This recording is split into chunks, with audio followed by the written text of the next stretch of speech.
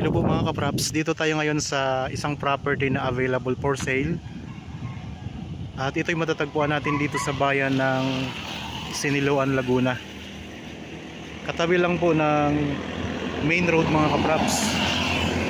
Ito yung daanan papuntang Infanta Quezon, papuntang probinsya ng Quezon mga kapraps. Ang daming dumadaan dito. At ito yung property na ino-offer namin sa inyo ngayon. Yan, simula po dito ang boundary. Itong nakikita nyo mga kapraps, yan. So yan po ang boundary ng property. Bali sa harapan ng property mga kapraps, meron tayong mga mountain views na makikita, matatanaw. Yan, ang ganda mga kapraps, oh. Bali ang kabuang sukat nito ay 4.4 hectares.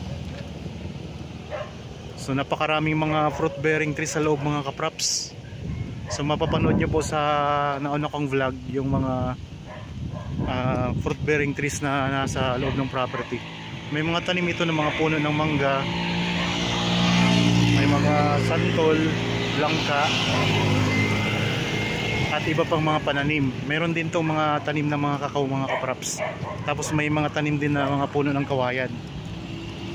Sa bandang ibaba ng property mga kapraps, matatanaw natin yung Laguna Lake na nakaka-refresh sa ating mga sa paningin. Napakalamig sa paningin mga kapraps. Ang ganda ng views. So ito ang frontage ng property. Nasa kulang-kulang 300 meters ang frontage nito. Okay. So ayan ang mountain views mga kapraps.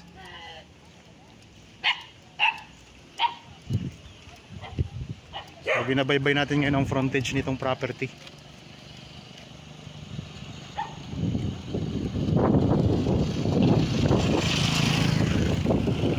Yan, kitang-kita na natin dito ang Laguna Lake mga kapraps. Ayan, no?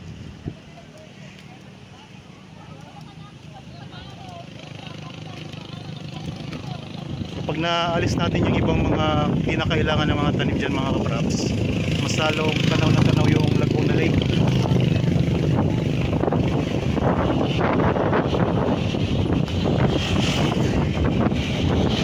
So ito may pakurbada dito mga kapraps. Kasama pa po yun sa frontage. Yan. Ayan lang ang Laguna Lake mga kapraps. Tanaw na tanaw dito. Sabi mga dumaan dito ng mga riders.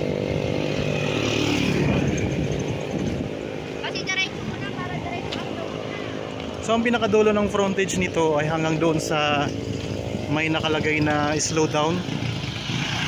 Ayan po. Ayan mga kapraps ang pinaka dulo ng boundary.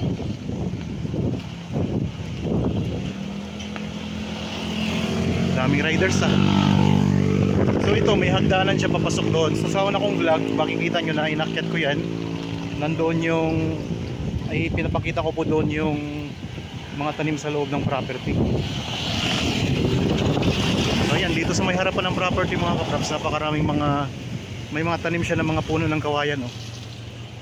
Ayan, madami itong mga puno ng niyog sa loob.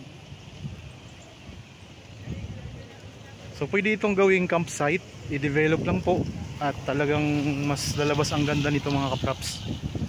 So ito yung Laguna Lake, oh. Ayan ang harapan ng property mga kapraps. Napakaganda, oh. Tapos sa baba niyan mga kapraps, dito sa baba nito meron niyang ilog.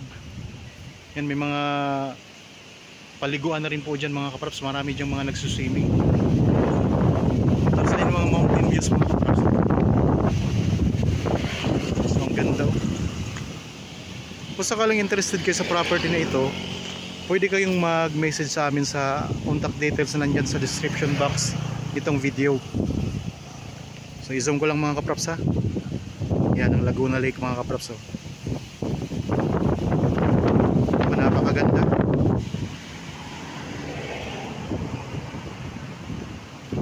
So ulitin ko lang mga kapraps, ang kabuuang sukat ng property na ino-offer ko sa inyo ngayon ay 4.4 hectares. Matatagpuan po natin dito sa bayan ng Siniloan, Laguna. So ayan lang. lang mo ang property mga kapraps.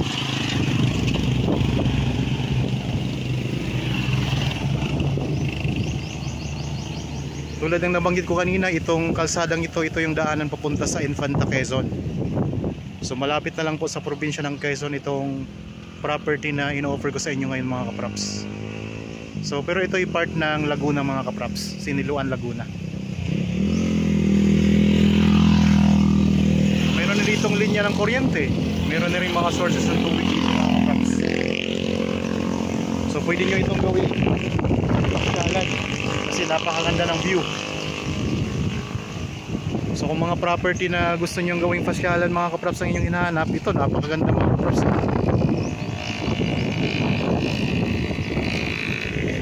Okay, sana nagustuhan nyo po ang property na in-offer ko sa inyo ngayon. Para po sa mga bago pa lang sa aking channel at napadaan lamang po dito sa aking channel, huwag nyo pong kalimutang mag-subscribe at pindutin na rin po ang notification bell para maging updated kayo sa mga